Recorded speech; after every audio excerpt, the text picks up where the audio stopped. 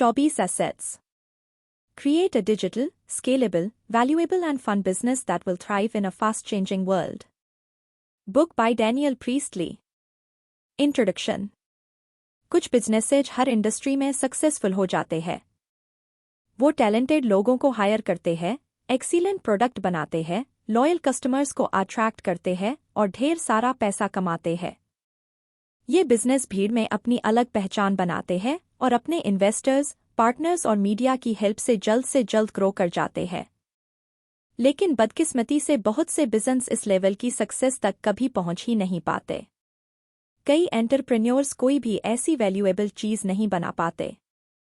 वो मेहनत करते हैं, स्ट्रगल करते हैं, सपने देखते हैं और प्लान भी बनाते हैं, पर इन सबका कोई नतीजा नहीं निकलता। इस प्रॉब्लम का सल्यूशन है 24 एसेट्स। किसी भी बिजनेस को फलने फूलने के लिए इन 24 एसेट्स की जरूरत पड़ती है। इन्हें 7 कैटेगरी में डिवाइड किया है: intellectual property, brand, market, product, system, culture और फंडिंग एसेट्स। आप इस समरी में इन सब के बारे में जानेंगे। वो एसेट्स ढूंढिए जो आपके बिजनेस में मिसिंग है और डिस्कवर कीजिए कि आपको कहाँ इंप्रूव करने की जरूरत है। इन्हें फॉलो करके आप एक ऐसी कंपनी बना सकते हो जो आगे जाकर बड़ी भी हो जाएगी, बड़ी प्रॉब्लम को हल करेगी, हजारों जॉब्स क्रिएट करेगी और $1 मिलियन का रेवेन्यू जनरेट करेगी। इन 24 एसेट्स के साथ आप सक्सेसफुल बन सकते हो और एक बड़ा इम्पैक्ट डाल सकते हो। Intellectual property assets. आजकल fastest growing business intellectual property assets पर बेस्ड होते हैं। ये वो आइडियाज होते हैं जिन्हें बिजनेस में डेवलप किया जाता है और लीगली प्रोटेक्ट किया जाता है, जैसे पिक्चर्स, टेक्स्ट, ऑडियो और वीडियो फाइल्स, कोड और एल्गोरिदम। मार्क जकरबर्ग ने अपने आइडिया की वजह से कि लोग ऑनलाइन कैसे कम्युनिकेट कर सकते हैं, सिर्फ 30 साल की उम्र में दुनिया के टॉप 10 अमीर लोगों में अपनी जगह बना ली थी। उनके सारे एसेट्स इंटैंजिबल होते हैं, जैसे यूजर डेटा, एल्गोरिदम, ट्रेडमार्क्स और दूसरे डिजिटल एसेट्स जो आपस में कंबाइन होकर फेसबुक बनाते हैं। ये इंटेलेक्चुअल प्रॉपर्टी एसेट्स वैल्यूएबल होते हैं क्योंकि ये आपके बिजनेस का यूनिक पैटर्न को आगे बढ़ाते हैं। अगर आपका एक एम्प्लॉय इन एसेट्स को कॉपी और पेस्ट करेगा तो यानी वो आपका पूरा बिजनेस चुरा सकता है। ये एसेट्स डिजिटल यूनिवर्स के नेचर की वजह से बहुत स्केलेबल होते हैं। हर किसी के पास अच्छी खासी इंटेलेक्चुअल प्रॉपर्टी होती है। हम सबका अपना अलग अलग नजरिया, एक्साइटिंग स्टोरीज और अपनी एक यूनिक जर्नी है। इन्हें इन इंटेलेक्चुअल एसेट्स में ट्रांसफॉर्म किया जा सकता है, जैसे कंटेंट, मेथडोलॉजी और रजिस्टर्ड आईपी। कंटेंट जैसे कि टेक्स्ट, इमेजेस और वीडियोस आज की डेट में डिजिटल वर्ल्ड के बादशाह है। आपका कंटेंट आपको एक यूनिक फिंगरप्रिंट्स देता है और लोगों को आपके बिजनेस के बारे में बताता है। ये आपको क्लियर तरीके से सोचने का मौका देता है। वीडियो बनाते वक्त या आर्टिकल लिखते वक्त आप उस चीज़ पर फोकस करते हो जो आप शेयर करना चाहते हो और जो आप चाहते हो कि आपकी ऑडियंस आपके बारे में सोचे। कंटेंट इजीली स्केलेबल होता है। कुछ साल पहले तक अगर आपको बुक पब्लिश करवानी होती थी तो आपको कोई पब्लिशर ढूंढना पड़ता था जो उसे डिस्ट्रीब्यूट कर सके। अगर आपको कोई वीडियो रिकॉर्ड करना होता था तो आपको टीवी स्टेशन के साथ कॉन्ट्रैक्ट करना पड़ता था। लेकिन आज आप कुछ ही मिनटों में ग्लोबल ऑडियंस के लिए कुछ भी अपलोड कर सकते हैं और वो भी एकदम फ्री में। आज की डेट में कुछ भी प्रोड्यूस करना एकदम फ्री हो गया है। आपको बस एक फ़ोन चाहिए और आप एक राइटर, फोटोग्राफर, वीडियो एडिटर या किसी भी टाइप के क्रिएटर बन सकते हो। बहुत पहले की बात नहीं है जब सिर्फ बड़े बिजनेसेज ही कंटेंट प्रोड्यूस करने की हिम्मत कर पाते थे, क्योंकि तब ये काफ़ी महंगा हुआ करता था। जैसे जैसे आप कंटेंट क्रिएट करते रहते हैं, एक मेथडोलॉजी डेवलप होती जाती है। बिजनेस में मेथडोलॉजी एक तरीका है उस रिजल्ट को पाने का जो आप पाना चाहते हैं। जैसे गूगल का सर्च एल्गोरिदम एक मेथडोलॉजी है जिसे डेली करोड़ों लोग यूज करते हैं। लोग डेटा सर्च करने के लिए गूगल पर जाकर उसकी मेथडोलॉजी यूज करते हैं। उन्हें नहीं पता ये कैसे काम करता है, लेकिन जब तक उन्हें मनचाहा रिजल्ट मिल रहा है, उनके लिए उतना ही काफी होता है। अच्छी मेथडोलॉजी का होना आपकी ऑडियंस को आपके बिजनेस से जुड़ने का मौका देता है। आपकी मेथडोलॉजी को ग्राफ, इमेज, एल्गोरिदम यूज करके एक पोस्टर बनाया जा सकता है, जहां लोग जान सकते हैं कि वो कैसे काम करता है और वो उसे रिपीट कर सकते हैं। कई बार आपकी मेथडोलॉजी को सॉफ्टवेयर में भी डेवलप किया जा सकता है जो इसे ऑटोमेटिक रूप से रेप्लिकेट करता है। अपनी इंटेलेक्चुअल प्रॉपर्टी को एक बिजनेस एसेट के तौर पर यूज करने से पहले आपको उन्हें लीगली सेफ करना होगा। आपकी इंटेलेक्चुअल प्रॉपर्टी कोर्ट में आपके नाम पर रजिस्टर्ड होनी चाहिए। इसमें अपने बिजनेस के नाम को ट्रेडमार्क के तौर पर रजिस्टर करना शामिल है, जिसे गवर्नमेंट की तरफ से रिकॉग्नाइजेशन यानी मान्यता मिला हो। इसमें यूआरएल और सोशल मीडिया प्रोफाइल को रजिस्टर करना भी शामिल है।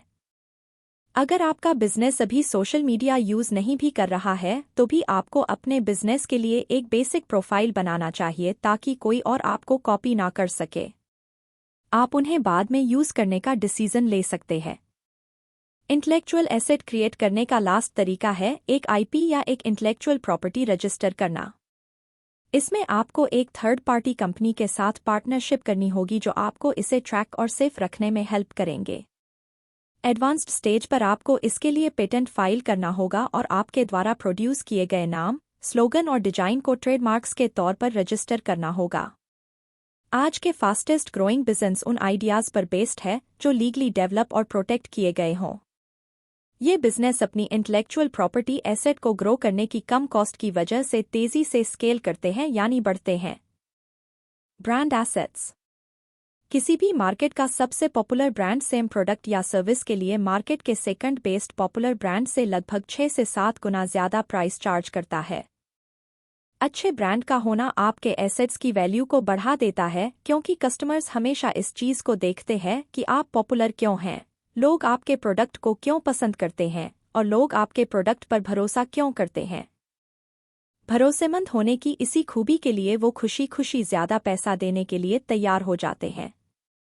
एक अच्छा ब्रांड आपको ग्रो करने में भी हेल्प करता है क्योंकि ये दिखाता है कि आप प्रोफेशनल हैं और बिजनेस करने के लिए पूरी तरह मार्केट में उतरे हैं। इंटरनेट का भला हो जिसकी वजह से हमारे पास ग्लोबल मार्केट तक पहुंच हो गई है। इसका मतलब है कि आपको जो प्रोडक्ट चाहिए आप वो चूज कर सकते हैं। हालांकि हर इंडस्ट्री में कई नकली सेलर भी मौजूद होते हैं।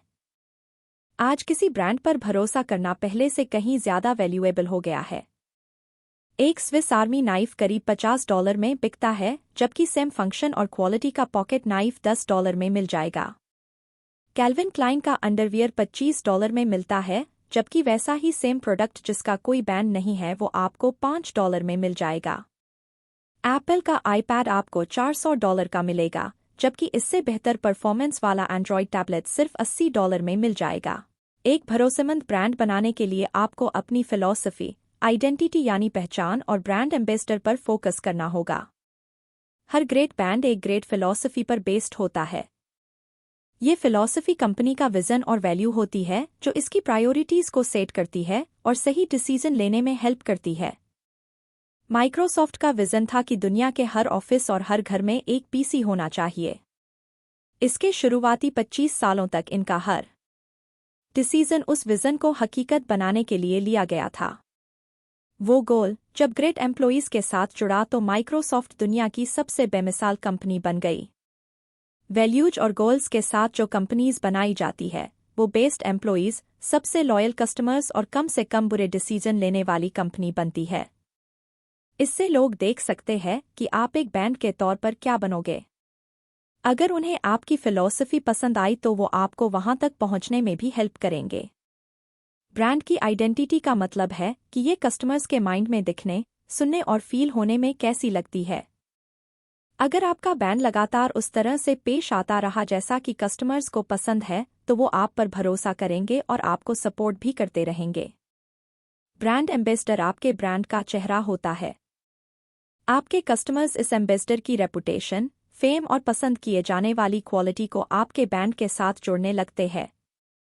1976 में नेस्ले कॉर्पोरेशन ने एक नया प्रोडक्ट लॉन्च किया जिसका नाम था नेस्प्रेसो, जो ऑफिस में यूज करने के लिए कॉफी मशीन था। अपने सेल्स एजेंट्स को एक बार में एक कस्टमर को डेमो देने की हिदायत देते हुए ये डिवीजन धीरे धीरे कई सालों में ग्रो होता चला गया। 2005 में कंपनी के सीईओ ने सोचा क्यों ना इसे एक ब्रांड एम्बेसडर दिया जाए ताकि उनका प्रोडक्ट ग्लोबल मार्केट में जा सके और प्रीमियम कस्टमर्स को अट्रैक्ट कर सके। वो नेस्प्रेसो को एक स्टाइलिश होम मशीन के तौर पर मार्केट करना चाहते थे जो बोरिंग और कॉम्प्लिकेटेड ऑफिस मशीन के मुकाबले यूज करने में सिंपल था। इसके लिए नेस्ले ने अमेरिकन एक्टर जॉर्ज क्लूनी को अपने ब्रांड का चेहरा बनाया। वो एक अट्रैक्टिव और भरोसेमंद शख्स हैं जो इटली में लेक के किनारे रहते हैं, जिसके बाद बहुत से लोगों ने नेस्प्रेसो को ये कहते हुए खरीदना शुरू कर दिया कि उनके पास भी वही कॉफ़ी मशीन है जो जॉर्ज क्लूनी के घर में है। इस तरह 10 साल से भी कम समय में ये एक लीडिंग ब्रांड बन गया। Market assets. मार्केट पर कंट्रोल होना बिजनेस के लिए ग्रेट एसेट होता है। बस प्रॉब्लम इतनी सी है कि जो मार्केट आप इमेजिन कर रहे हो वो असल से थोड़ा अलग होता है। मार्केट वो होता है जिसे सेलर कस्टमर्स के तौर पर देखता है। अगर आप सीड्स, बीज बेचते हो तो आप किसानों से भरा मार्केट इमेजिन करोगे। कस्टमर्स खुद को मार्केट का हिस्सा नहीं समझते। वो ऐसे लोग हैं जो अपनी ज़रूरत का सामान खरीदना चाहते हैं। उन्हें तो बस उस ब्रांड से खरीदना है जिसे वो पसंद करते हैं और जिस पर भरोसा करते हैं। मार्केट को जो कंपनियां कंट्रोल करती है वो मार्केट को ऐसे कस्टमर्स से भरा हुआ नहीं देखती जो कुछ खरीदना चाहते हैं। उन्हें पता है उनके कस्टमर्स की यूनिक इच्छा या ज़रूरत होती है, इसलिए वो उनकी ज़रूरतों को परफेक्टली पूरा करने की कोशिश करते हैं। मार्केट को कंट्रोल करना आपको सही लोगों को तुरंत अपना आइडिया कम्युनिकेट करने, बेचने और फैलाने का मौका देता है, और वो भी आपके कॉम्पिटिटर्स से कम प्राइस में। पोजीशनिंग, चैनल और डेटा ऐसे एसेट्स है जो आपको मार्केट को कंट्रोल करने के लिए चाहिए। पोजीशनिंग आपके वो एक्शन होते हैं जो आपके और आपके कॉम्पिटिटर्स के ब्रांड के बारे में कस्टमर्स की अवेयरनेस को इन्फ्लुएंस करते हैं। आपका गोल है अपने कस्टमर्स के माइंड में एक यूनिक, क्लियर और स्ट्रॉन्ग पोजीशन बनाना। मार्केट में आपकी पोजीशन 5 इंपॉर्टेंट सवालों पर बेस्ड होती है जो कस्टमर्स कोई भी प्रोडक्ट लेने से पहले पूछते हैं। किसके पास बेस्ट क्वालिटी का प्रोडक्ट है? कौन सा ब्रांड सबसे अफोर्डेबल या सस्ता है? कौन कस्टमर्स के सबसे करीब है या फास्ट डिलीवरी करता है? कौन सबसे ज्यादा भरोसेमंद है? किसकी कस्टमर सर्विस सबसे बढ़िया है? चैनल का मतलब है कि आप कस्टमर्स तक पहुंचाने के लिए अपने अपने प्रोडक्ट और सर्विसेज कैसे डिलीवर करते हो। मिशेल मोन अल्टीमो की ओनर है। ये एक लग्जरी ब्रांड है जिसकी शुरुआत उन्होंने 0 से की थी। उन्होंने पुशअप ब्रा बनाया था और वो चाहती थी कि वो हर औरत के पास हो। पहले मिशेल ने पता लगाया कि मार्केट को कौन कंट्रोल कर रहा है। फिर वो बड़े डिपार्टमेंट स्टोर सेल्फ्रिज में अपने प्रोडक्ट को डिस्प्ले करने के लिए अपने छोटे से शहर से सेंट्रल लंदन चली आई। मिशेल सेल्फ्रिज में कॉन्ट्रैक्ट पाने में कामयाब रही और उन्होंने अपने पुशअप ब्रा को मार्केट करने के तरीके सोचे। उन्होंने एक पब्लिसिटी स्टंट का इस्तेमाल किया जिसमें उन्होंने मर्दों को कॉस्मेटिक सर्जन के रूप में सेल्फ्रिज के सामने स्ट्राइक पर बैठे हुए दिखाया कि इन मर्दों को ये शिकायत थी कि मिशेल के प्रोडक्ट की वजह से वो बेरोजगार हो गए हैं, क्योंकि औरतों को पुशअप ब्रा अल्टीमो पहनने के बाद इन सर्जन के पास जाने की जरूरत नहीं होगी। इस कंट्रोवर्शियल मार्केट कैंपेन की नेशनल न्यूज़पेपर और मैगजीन में खूब चर्चा हुई, जहां हर कोई मिशेल के इस बोल्ड दावे की ही बात कर रहा था। इसके कारण अल्टीमो को बेशुमार पब्लिसिटी मिली और लाखों औरतों को ये प्रोडक्ट बेहद पसंद भी आया। इसके कुछ सालों बाद मिशेल को $1 बिलियन की फ्री पब्लिसिटी और सोशल मीडिया पर लाखों फॉलोअर्स मिले। इन चैनल्स के जरिए इन प्रोडक्ट्स के बारे में और लोगों को पता चलता गया और मिशेल ने बिना किसी हेल्प या परमिशन के अपने और भी प्रोडक्ट्स और सर्विसेज लॉन्च किए। फाइनल एसेट जो आपको मार्केट कंट्रोल करने के लिए चाहिए वो है डेटा। ये एक की पॉइंट है लोगों के साथ रिलेशनशिप बनाने का। स्ट्रॉन्ग डेटा कलेक्शन सिस्टम से आप अपने लाखों कस्टमर्स के साथ पर्सनल रिलेशनशिप बना सकते हो। अब जैसे ब्रिटिश एयरवेज का एग्जाम्पल ही ले लो। डैनियल नाम का एक पैसेंजर प्लेन की खिड़की से बाहर देखते हुए टेक ऑफ का वेट कर रहा था कि तभी एक खुशमिजाज फ्लाइट स्टूवर्ड उनके पास आकर बोला, हेलो मिस्टर डैनियल, हमारे साथ दोबारा ट्रैवल करने के लिए आपका शुक्रिया। क्या आप हमेशा की तरह ही आइल सीट लेना पसंद करेंगे? डैनियल ये सवाल सुनकर बेहद हैरान हुए। जब उन्होंने चेक इन किया था तो सारी आइल सीट भरी हुई थी, और अब जब आइल सीट खाली हो गई थी तो फ्लाइट स्टूवर्ड को पहले से उनकी चॉइस के बारे में पता था। ब्रिटिश एयरवेज में साल में 50 मिलियन से ज्यादा पैसेंजर ट्रैवल करते हैं, तो भला उन्हें ये कैसे पता चला कि कोई एक इंसान कहाँ बैठना चाहता है? बाद में पता चला कि उनका एक सॉफ्टवेयर है, नोमी, जो एक डेटा कलेक्शन सिस्टम है जो अक्सर ट्रैवल करने वाले कस्टमर्स की पसंद और ज़रूरतों को दिखाने के लिए डिजाइन किया गया है। आप जितना ज़्यादा ब्रिटिश एयरवेज से ट्रैवल करोगे उतना उन्हें आपके बारे में नॉलेज होगी और वो उतना ज़्यादा आपके लिए सर्विस को खास और पर्सनल बनाने की कोशिश करेंगे। अपने पुराने कस्टमर्स को लॉयल बनाए रखने और नए लोगों को अट्रैक्ट करने का ये बड़ा ही इंटेलिजेंट अप्रोच है। इसलिए आपको अपने कस्टमर्स के माइंड में एक स्ट्रॉन्ग पोजीशन बनानी होगी, डिस्ट्रीब्यूशन के लिए तेज चैनल ऑर्गेनाइज करना होगा और अपने सिस्टम को इम्प्रूव करने के लिए कस्टमर्स के डेटा को यूज करना होगा। ये चीज़ आपको मार्केट में कस्टमर्स की पहली पसंद बना देगी। Product assets. लोगों के लिए प्रोडक्ट का मतलब होता है कोई फिजिकल आइटम जो पैकेजिंग के साथ आता है, जैसे बॉक्स के अंदर फ़ोन। ये डेफिनेशन प्रोडक्ट की वैल्यू को नज़रअंदाज कर देती है। एक प्रोडक्ट सिर्फ फिजिकल कंपोनेंट्स से कहीं ज़्यादा होता है। ये एक रिप्लेसेबल और कंसिस्टेंट तरीका है कस्टमर्स को वो देने का जो उन्हें चाहिए। बहुत से लोग ये नहीं समझेंगे कि एक हर्मीज हैंडबैग की कीमत लुई विटॉन बैग से $10,000 ज़्यादा क्यों है। प्रोडक्शन, क्वालिटी और डिजाइन की अगर बात करें तो ज़्यादातर लोगों के लिए इन दोनों ब्रांड्स के बीच कोई फ़र्क नहीं है। लेकिन हर्मीज बैग ज़्यादा महंगे और प्रेस्टीजियस होते हैं। सोशलाइट्स अपने फ्रेंड के सामने शो ऑफ करने के लिए हर्मीज बैग का इस्तेमाल करते हैं। यानी प्रोडक्ट की वैल्यू का एक बड़ा हिस्सा इसके नॉन फिजिकल एलिमेंट से आता है, जो है ब्रांड की आइडेंटिटी, प्रोडक्ट की रेयरिटी, लोगों का उसके लिए रिएक्शन और वो प्रोडक्ट जो सोशल स्टेटस देता है। आपको एक सक्सेसफुल प्रोडक्ट क्रिएट करने के लिए कुछ रूल्स फॉलो करने होंगे।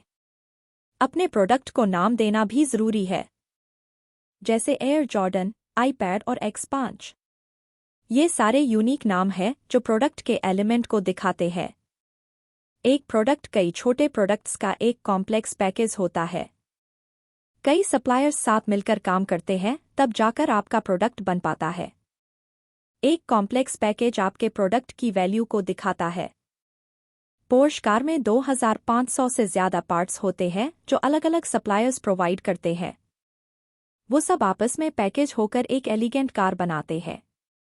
अगर कोई प्रोडक्ट नॉन फिजिकल भी है तो भी अगर उसे रिप्रोड्यूस और डुप्लीकेट किया जा सकता है तो वो एक प्रोडक्ट बन जाता है। रोमियो और जूलियट प्ले में हर बार सेम डायरेक्शन, स्टोरी और डिलीवरी को फॉलो किया जाता है।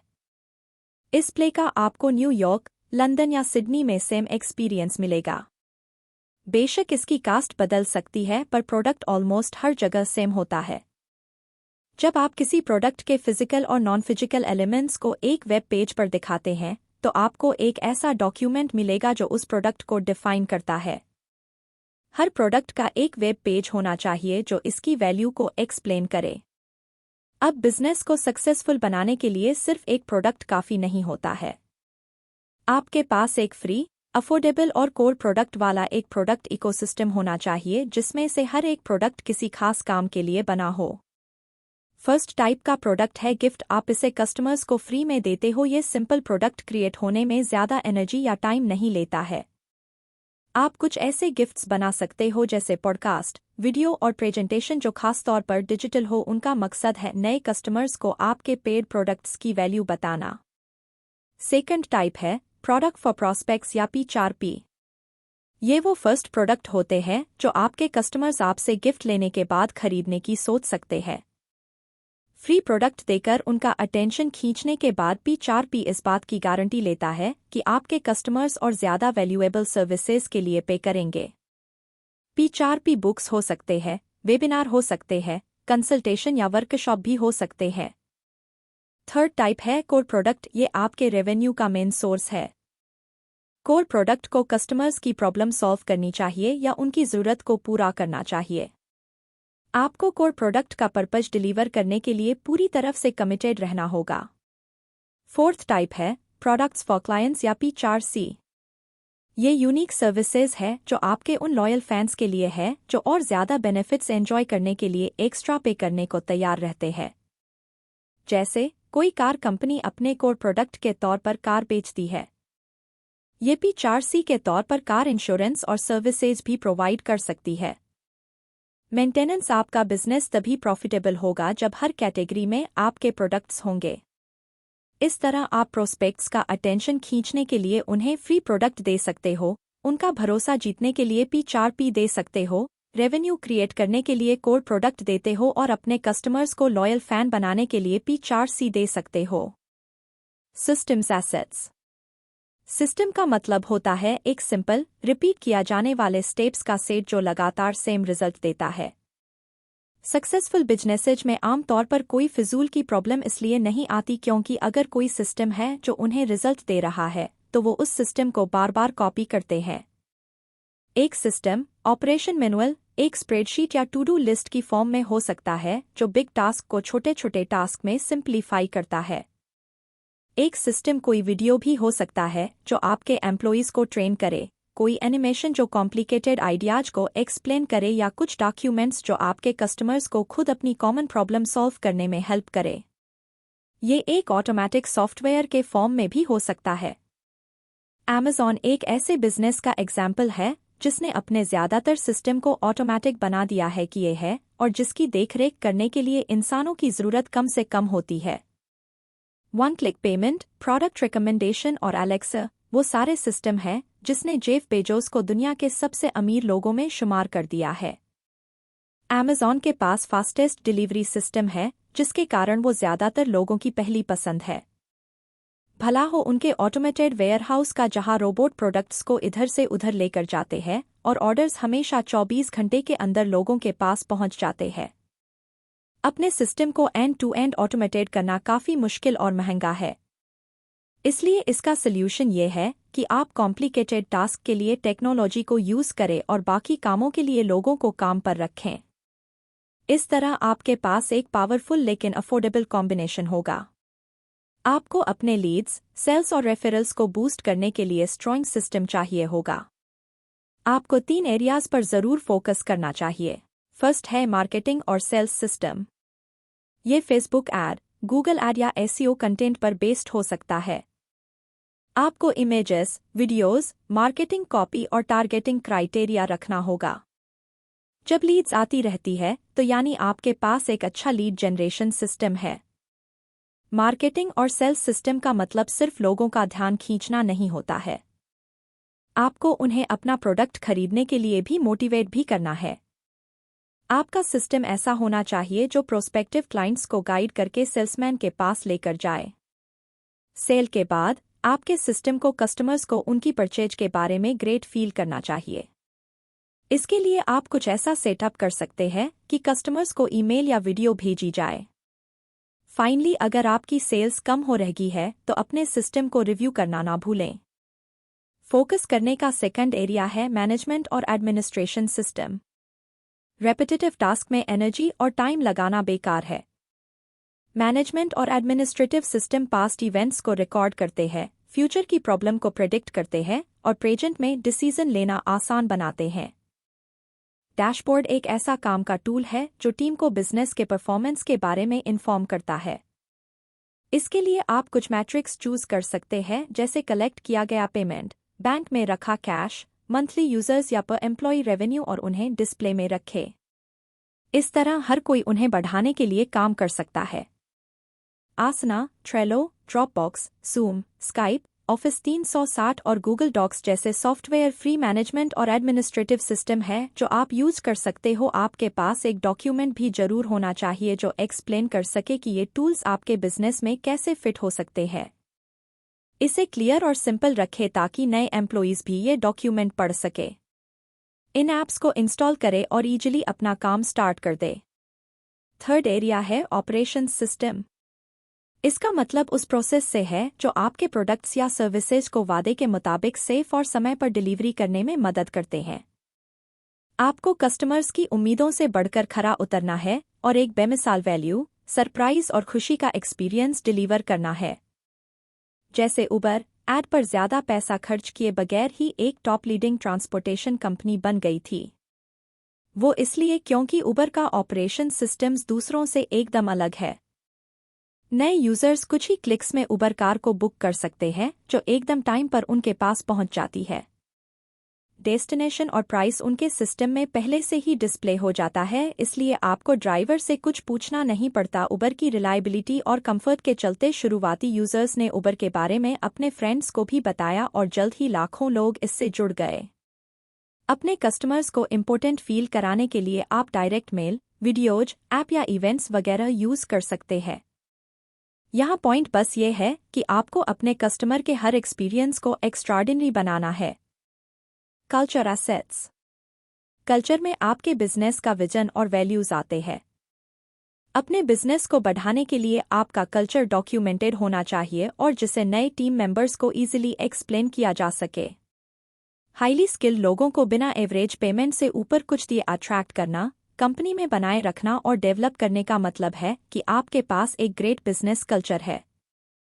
कोई भी अपनी हाई पेइंग जॉब छोड़कर आपके बिजनेस की लो पेइंग जॉब नहीं करना चाहेगा जब तक कि वो आपके वैल्यूज से सहमत ना हो और उन्हें आपके विजन पर भरोसा ना हो। कल्चर एसेट्स में flexible hours, open team dynamics, flat structure और ट्रेनिंग या मेंटरिंग प्रोग्राम शामिल है। ये फैक्टर्स हैं जो टैलेंटेड लोगों को आपकी कंपनी की ओर खींचेंगे। आपको इन कल्चर एसेट्स को बढ़ाने के लिए उन्हें डॉक्यूमेंट करना होगा। इसके बेसिक में शामिल है ऑर्गेनाइजेशन चार्ट, जॉब डिस्क्रिप्शन और वर्क प्लेस कॉन्ट्रैक्ट। साथ ही ये आपको अपने वैल्यूज और विजन, परफॉर्मेंस रिव्यू और बोनस स्कीम को एक्सप्लेन करने के लिए वीडियोस क्रिएट करने में भी हेल्प करता है। एक छोटे बिजनेस के तौर पर आप इंडस्ट्री के सबसे स्किल्ड लोगों को अट्रैक्ट नहीं कर पाओगे, इसलिए आपको पैशनेट यंग लोगों से शुरुआत करके उन्हें उनकी स्किल्स डेवलप करने में हेल्प करनी होगी। अपने कल्चर एसेट्स को डॉक्यूमेंट और फॉर्मलाइज करके आप कई एप्लीकेंट्स को अपनी तरफ अट्रैक्ट करोगे। आपको अपनी एक्सपेंडिंग टीम को मैनेज करते रहना पड़ेगा। यहाँ आपको दूसरे कल्चर एसेट्स को भी इम्प्रूव करना होगा, जैसे team handbook, reward structure, complaints policy, की परफॉर्मेंस इंडिकेटर्स वगैरह। जैसे जैसे आपकी टीम ग्रो करती रहेगी, चीज़ें और भी कॉम्प्लेक्स होती जाएगी। 50 लोगों के एक ग्रुप में टीम मेंबर्स के बीच रिलेशनशिप्स भी बनेंगे। लोगों को एक दूसरे से प्रॉब्लम भी होगी। आपके एम्प्लॉइज भी इंसान हैं, इसलिए आपको उन्हें अपनी कंपनी का कल्चर याद कराने के लिए रेगुलरली मीटिंग रखनी पड़ेगी। जो उसे फॉलो नहीं करना चाहता उन्हें कंपनी से निकालना होगा। जब आपका कल्चर आपसे ज़्यादा स्किल्ड लोगों को अट्रैक्ट कर पाएगा, उन्हें अपने साथ जोड़कर रख पाएगा और डेवलप कर पाएगा, तो समझ लीजिए कि आप सक्सेसफुल हो गए हैं। अपनी टीम में आपको 4 टाइप के लोगों की ज़रूरत पड़ेगी। फर्स्ट टाइप है की पीपल ऑफ इन्फ्लुएंस। ये वो लीडर्स होते हैं जो प्रॉब्लम को सॉल्व करते हैं, प्लेयर्स को हायर करते हैं और बिजनेस को बढ़ाते हैं। ये लोग इनोवेट करते हैं, लोगों को इंस्पायर भी करते हैं और यही लोग ब्रांड को रिप्रेजेंट भी करते हैं। इसका एक अच्छा एग्जाम्पल है रिचर्ड ब्रेंसन, वर्जिन ग्रुप के मालिक। वर्जिन ग्रुप के डिवीजन को लीड करने के लिए उन्होंने टॉप के सीईओ को अट्रैक्ट किया और अपनी एक्स्ट्राऑर्डिनरी पर्सनैलिटी और मार्केटिंग आइडियाज के जरिए ये ब्रांड बनाया। रिचर्ड ने बेस्ट सेलिंग बुक्स भी लिखी है, जिसकी वजह से बहुत से और क्लाइंट्स और प्लेयर्स भी काम करने के लिए वर्जिन की तरफ अट्रैक्ट हुए हैं। सेकंड टाइप के लोग जो आपको अपनी टीम में चाहिए वो है सेल्स और मार्केटिंग के लोग। ये लोग कस्टमर्स को अट्रैक्ट करते हैं, उन्हें आपके प्रोडक्ट या सर्विस के बारे में बताते हैं और आपका प्रोडक्ट लेने के लिए मनाते भी हैं, लोगों से टेस्टिमोनियल्स लेते हैं और पैसा लाकर आपकी जेब में डालते हैं। मार्केटिंग के लोग 2 तरह के होते हैं। कुछ क्रिएटिव होते हैं और प्रोस्पेक्टस को अट्रैक्ट करने के लिए इमेजेस के साथ काम करना पसंद करते हैं। दूसरे टाइप के लोग डेटा और स्टैटिस्टिक्स के साथ काम करके नई अपॉर्चुनिटीज को टेस्ट करते हैं। आपको दोनों टाइप के लोग अपनी टीम में चाहिए होंगे। सेल्समैन को भी 2 टाइप में डिवाइड किया गया है। एक, हंटर्स जो सेल्स के लिए एग्रेसिव और प्लेफुल रोल फॉलो करते हैं। दूसरे टाइप के लोग हैं फार्मर्स जो अपने क्लाइंट्स के साथ लॉन्ग टर्म रिलेशनशिप बनाने में यकीन रखते हैं। आपको नए कस्टमर्स को अट्रैक्ट करने के लिए हंटर्स और लॉयल कस्टमर्स के साथ एक गहरा रिश्ता मेंटेन करने के लिए फार्मर्स की जरूरत पड़ेगी।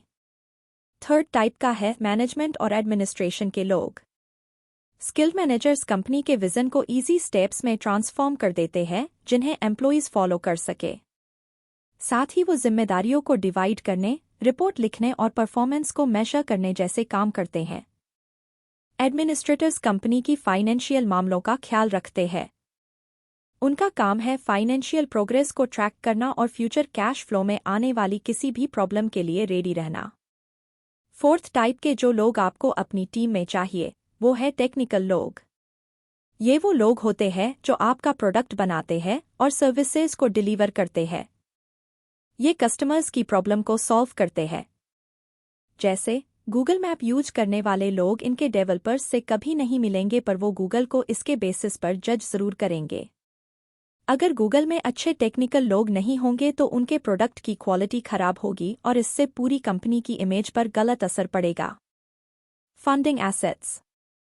फंडिंग्स वो तरीका है जिससे जरिए आप अपने बिजनेस को डेवलप करने के लिए पैसा इकट्ठा कर सकते हैं। अगर आपके पास ऐसे एसेट्स हैं जो इन्वेस्टर्स को पसंद आ सकते हैं तो आपको फंडिंग मिलने में दिक्कत नहीं होगी। जब आप घर लेते हो तो बैंक आपसे इनकम डॉक्यूमेंट और बिल्डर का इंस्पेक्शन फॉर्म मांगता है। अगर आपके पास ये डॉक्यूमेंट्स होंगे तो बैंक आपको खुशी खुशी घर खरीदने के लिए लोन दे देगा। सेम चीज़ आपके बिजनेस एसेट्स जैसे शेयर्स, कॉन्ट्रैक्ट्स और फैक्ट्रीज पर भी अप्लाई होती है। इन्वेस्टर्स इनके डॉक्यूमेंट देखना चाहेंगे जो ये साबित कर सके कि आपके एसेट वैल्यूएबल है। ज्यादातर स्टार्टअप इन्वेस्टर्स को प्रॉपर डॉक्यूमेंटेशन नहीं दिखा पाते हैं और फिर उन्हें हैरानी होती है कि उन्हें फंडिंग क्यों नहीं मिल रही है। वो एक बिजनेस प्लान दिखाते हैं जो उन्होंने खुद लिखा होता है, एक रैंडम वैल्यूएशन दिखाते हैं जो उन्होंने निकाला होता है और वो अपने फ्यूचर प्लान का एक पावर पॉइंट प्रेजेंटेशन दिखाते हैं। इन्वेस्टर्स को राजी करने के लिए आपके पास ये हाई क्वालिटी के फंडिंग एसेट्स होने चाहिए। फर्स्ट है अच्छे से लिखा हुआ बिजनेस प्लान। ये डिफाइन करता है कि आपका बिजनेस किस तरफ जा रहा है, इसे कौन कौन से चैलेंजेस का सामना करना पड़ सकता है और वो अपॉर्चुनिटी जो ये डेवलप करेगा। अपना बिजनेस प्लान बनाने के लिए आपको एक भरोसेमंद फर्म को हायर करना होगा। इस तरह ये प्रोफेशनली बन पाएगा। बड़ी बड़ी कंपनियां अपने बिजनेस प्लान बनाने के लिए बोस्टन कंसल्टिंग जैसी फर्म्स को हजारों डॉलर पे करती है। ऐसा नहीं है कि ये काम वो खुद नहीं कर सकते, लेकिन इन्वेस्टर्स को किसी नामी गिरामी फर्म का स्टैम्प देखकर तसल्ली हो जाती है। नेक्स्ट है आपकी वैल्यूएशन।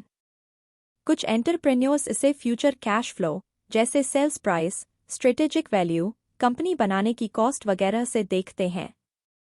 लेकिन वैल्यूएशन का सबसे एक्यूरेट डेफिनेशन है वो अमाउंट जो लोग आपके बिजनेस के लिए पे करने को तैयार है। आपको एक वैल्यूएशन दिखाना होगा जो इंडिपेंडेंटली प्रोड्यूस किया गया हो और एक्सप्लेन करता हो कि उसे कैसे कैलकुलेट किया गया है। वैल्यूएशन रिपोर्ट में आपके कॉम्पिटिटर्स की तुलना में आपके प्रोजेक्टेड फाइनेंशियल फिगर्स भी होने चाहिए। ऐसा इसलिए ताकि इन्वेस्टर्स को पता चल सके कि भविष्य में जब वे अपने शेयर बेचना चाहेंगे तो कंपनी की वैल्यू क्या होगी। अपनी वैल्यूएशन को जानने का बेस्ट तरीका है अपने बिजनेस को पब्लिकली लिस्ट करना। इस तरह स्टॉक्स का वैल्यूएशन हर पल होता रहेगा। अब क्योंकि आप पब्लिकली लिस्टेड है तो आप प्राइवेट कंपनीज से ज्यादा हायर वैल्यूएशन अचीव कर पाएंगे, क्योंकि इन्वेस्टर्स आपको कम रिस्की और ज्यादा भरोसेमंद समझेंगे। लास्ट फंडिंग एसेट है रिस्क मिटिगेशन। ये इस टाइप के मुद्दों को कवर करता है जैसे एम्प्लॉइज का जॉब छोड़कर जाना, लीडर्स का गलत डिसीजन लेना, फ्रॉड, झगड़े, अंडर परफॉर्मेंस, हैकर्स और मुकदमा जैसी प्रॉब्लम। इन प्रॉब्लम्स को अच्छे से बनाया हुआ share holder agreement, experienced board of directors, firm की पॉलिसी, गारंटी, वारंटी और इंश्योरेंस की हेल्प से सॉल्व किया जा सकता है। कंक्लूजन। चलिए इस समरी से आपने जो 24 एसेट्स सीखे हैं उन्हें रिपीट कर लेते हैं। आपको अपना बिजनेस ग्रो करने के लिए उन्हें इम्प्रूव करना होगा। इन 24 एसेट्स के साथ आपका ब्रांड अपने कॉम्पिटिटर्स से अलग पहचान बना पाएगा और इस तेजी से बदल रही दुनिया में टिक पाएगा। इंटेलेक्चुअल प्रॉपर्टी एसेट में कंटेंट, मेथडोलॉजी और रजिस्टर्ड इंटेलेक्चुअल प्रॉपर्टी या आईपी शामिल हैं। ब्रांड एसेट में फिलॉसफी, आइडेंटिटी और ब्रांड एम्बेसडर आते हैं। मार्केट एसेट में है पोजीशनिंग, चैनल्स और डेटा। प्रोडक्ट एसेट में है gift, products for prospects, P4P, core products और products for clients, P4C। System assets में मार्केटिंग और सेल्स सिस्टम, मैनेजमेंट और एडमिनिस्ट्रेशन सिस्टम और ऑपरेशंस सिस्टम शामिल हैं। कल्चर एसेट में इन्फ्लुएंस के इम्पोर्टेंट पीपल, सेल्स और मार्केटिंग पीपल, मैनेजमेंट और एडमिनिस्ट्रेशन पीपल और टेक्नीशियन आते हैं। फंडिंग एसेट में बिजनेस का प्लान, वैल्यूएशन, स्ट्रक्चर और रिस्क मिटिगेशन आता है। इस समरी के लास्ट पार्ट में ऑथर एसेट जीरो की बात करते हैं। इसका मतलब है एक ऐसे पर्पज का होना जो आपसे भी बड़ा हो। यह एक ऐसा मकसद होता है जिसके लिए आप अपना बिजनेस बढ़ाने के अलावा भी काम करते हो। जैसे बिल गेट्स का एक फाउंडेशन है जो एजुकेशन और बीमारी के खिलाफ लड़ने पर फोकस करता है। इलॉन मस्क, जेफ बेजोस और रिचर्ड ब्रांसन स्पेस को एक्सप्लोर करना चाहते हैं। एसेट जीरो का होना आपको आगे ले जाता है क्योंकि आपके पास पैसा, पावर, फेम और इन्फ्लुएंस पाने से भी बड़ा मकसद होता है। आपने अपना बिजनेस क्यों स्टार्ट किया था? क्या चीज़ है जो आपको सुबह उठने के लिए मोटिवेट करती है? ऐसा क्या है जो आपको मुश्किल से मुश्किल चैलेंज को पार करने के लिए मोटिवेट करता है? इस दुनिया से जाने के बाद आप लोगों को किस तरह याद आना चाहोगे? ये है आपका एसेट जीरो। इसे ढूंढो और अपना बेस्ट करो। दुनिया को और ज्यादा एक्स्ट्राऑर्डिनरी एंटरप्रेन्योर्स की जरूरत है।